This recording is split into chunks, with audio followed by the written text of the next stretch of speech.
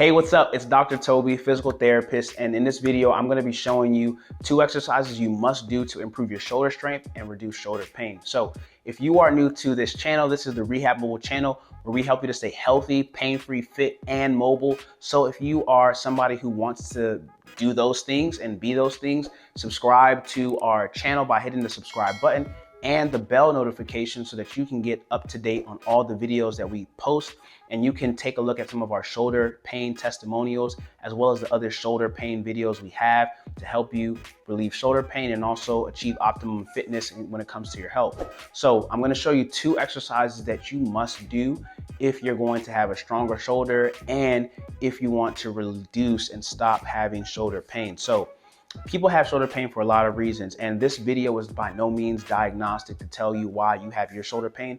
If you do want that help, we do provide that, and all you need to do is hit the link in our description below to talk to a PT first.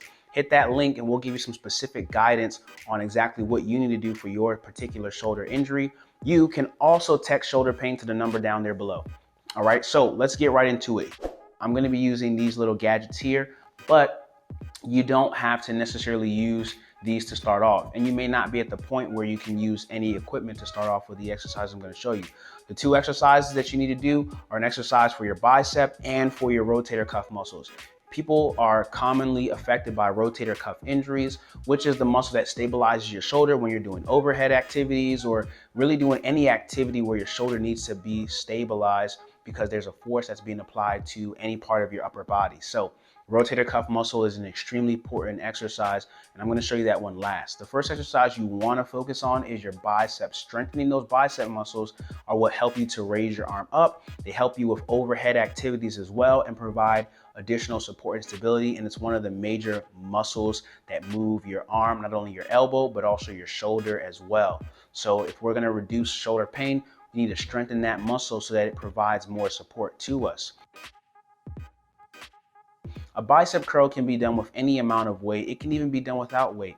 And you might ask yourself, well, what's the point of doing a bicep curl without any weight? Well, part of the reason why that's going to be helpful is because as you are moving your elbow, bending your bicep muscles or flexing those muscles, what you're doing is you're increasing blood flow to the tissue that is in that area. So not only to your elbow joint, but also to your shoulder joint.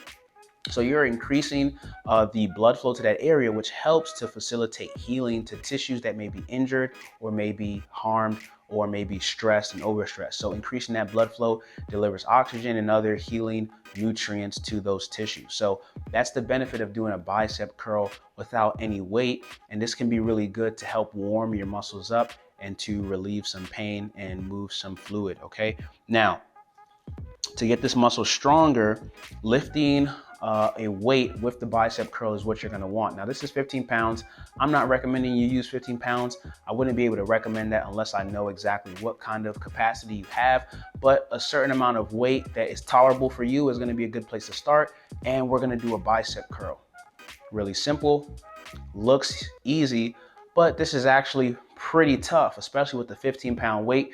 For some people who may be gym goers and body buffs, you might be lifting and bicep curling 20 something pounds or plus, but you still have shoulder pain. And so there's something that needs to get worked out there. So I'm going to show you another exercise that's helpful, and that's called the no money exercise. Now, a progression of this exercise involves using a resistance band, but you can do this exercise without anything. And this is going to help strengthen the shoulder muscle. So what you're going to do, this is helping our rotator cuff. I have my hands in this position like a waiter. They also call this the dumb waiter exercise. So what you're going to do is you're moving your arms out and pulling those shoulder blades back together, pinching your shoulder blades together. Just like that, holding it for 3 to 5 seconds, maybe starting off with 3 seconds and doing several reps and sets of that. I'll show you from the back. What I want to do is a simultaneous motion.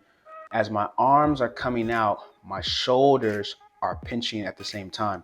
So if that's too hard for you to get the coordination, start off pulling your shoulder blades together. Don't let your shoulders hike up. Don't hike your shoulders up like that. Keep them nice and down and open those arms up just like that. You're going to feel the burn in your rotator cuff. You're going to feel like the muscle is being fatigued, and that's good. The rotator cuff, strengthening that is going to be very, very helpful. All right, now progressing to using this resistance band, what I'm gonna do is I have this here, same concept. The resistance may be really high depending on what kind of band you have, but the focus is not how far you move it out. You don't just wanna move it far and lose the form. What you really wanna focus on is having that form and moving those shoulder blades simultaneously. And as you can see, this is a lot of resistance. I'm not moving as far as I was before, but it's not about how much motion I have. It's not even about how fast you do it. A lot of times, especially people who are gym goers, want to do the exercise fast and just bang it out, but they lose the form, and that makes it ineffective and also more at risk for injury. So what you're going to do, pull those shoulder blades together, and I'm holding. You can see I'm starting off with my elbows tucked in. I haven't lost my form because of how much resistance that it is, and that shows that this is an appropriate level of resistance for me, and my muscles can actually rise to the occasion. So you're gonna feel the shoulders burning or fatigue sensation. That's normal if you're able to handle that amount of resistance. If you can't even do a couple of reps of them, then you know you should back the resistance down because that's gonna be way too much for you. So you should be able to do several reps, and maybe you start off with 5 and see how you feel after that. Take a rest, let your muscles relax, and then do 5 more. All right, but I'm squeezing my shoulder blades here. As you can see, my shoulder blades are pinched together and I'm holding it. That hold is really gonna fatigue those muscles, but that's gonna be helpful for improving their endurance, even when you're doing overhead activities like overhead kettlebell throws or other kind of activities. Strengthening and improving the endurance of your rotator cuff muscles means they're gonna be able to stabilize your shoulder longer and have less pain when you're doing other kinds of activities that put stress on the shoulder. Hopefully you found this video helpful. If you did, like it and leave us a comment and let us know what was most helpful about this video for you. And if you have a question or want some specific videos made on a specific topic for the shoulder or any other topic, go ahead and leave us a comment and we definitely will respond to your comment, but also create a video specified to the need that you have.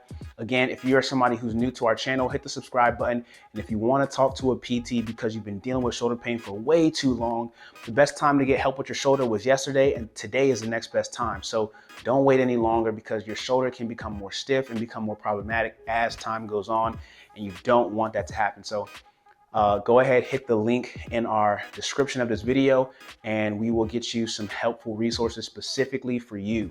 All right, I'm Dr. Toby. Take care and see you next time.